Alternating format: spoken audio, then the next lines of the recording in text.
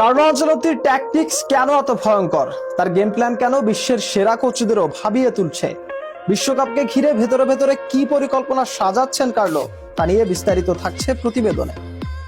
সে রাতটা এখনো ভুলে যায়নি ব্রাজিল। লুকা মডরিচদের সেই মাস্টার ক্লাসে ভেঙে গিয়েছিল হেক্সা জয়ের স্বপ্ন। চোখের জলে শেষ হয়েছিল এক যুগের অপেক্ষা।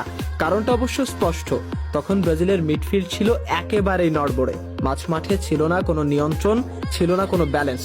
কিন্তু ২৬ বিশ্বকাপে গল্পটা আর একরকম হচ্ছে না, কারণ এবার সেলেসাওদের ডাগ আউটে দাঁড়িয়ে আছেন কার্লো আনচেলত্তি, একজন কোচ যিনি শুধু ট্যাকটিক্সই জানেন না, ম্যাচ পড়তে পারেন চোখ বন্ধ করেও। যুগের পর যুগ ব্রাজিল মানেই ছিল যোগবনিত সুন্দর ফুটবল, ফ্লেয়ার, স্কিল আর আক্রমণ ভাগের জাদু। রোনালদো, রোনালদিনিও থেকে শুরু করে আজকের ভিনিসিয়াস রদ্রিগো, প্রতিভার অভাব কখনোই ছিল না ব্রাজিলের। কিন্তু সমস্যা ছিল অন্য জায়গায়। গত এক দশকে ব্রাজিলের মিডফিল্ড ছিল যেন এক ভাঙা ইঞ্জিন। কাজিমিরোর উপর অতিরিক্ত চাপ আর বাকিদের ট্যাকটিক্যাল ডিসিপ্লিনের অভাব, সব মিলিয়ে বড় ইউরোপিয়ান দলের বিপক্ষে খেলতে গেলেই ব্রাজিল হারিয়ে ফেলতো ম্যাচের নিয়ন্ত্রণ। ডিফেন্স আর অ্যাটাকের মাঝখানে তৈরি হতো বিশাল ফাঁক। প্রতিপক্ষ খুব সহজেই সেই জায়গা ব্যবহার করে কাউন্টার অ্যাটাক করত। অনেকে প্রশ্ন করত, কোনো ইউরোপিয়ান কোচ কি সত্যি ব্রাজিলের এই লাতিন ফ্লেয়ার বুঝতে পারবে? আনচেলত্তি এলেন, কোনো বড় কথা না বলেই সরাসরি সিস্টেম বদলে দিলেন। সমস্যা কোথায় ছিল? তিতে বা ফার্নান্দো দিনিচ কেউই মিডফিল্ডে ব্যালেন্স আনতে পারেননি। ব্রাজিল বল হারালেই মাঝমাঠ ও ডিফেন্সের মধ্যে তৈরি হতো বিশাল শূন্যতা।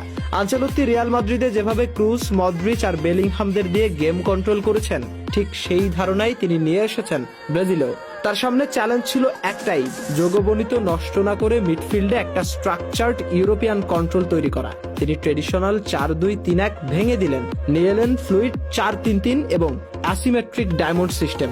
এর মূল কেন্দ্র হলো ব্রুনো গুইমারেস, যিনি খেলবেন ডিপ লাইং প্লেমেকার হিসেবে। পুরো গেমের টেম্পো তার হাতেই থাকবে। দ্বিতীয় পরিবর্তনটা আরো গুরুত্বপূর্ণ।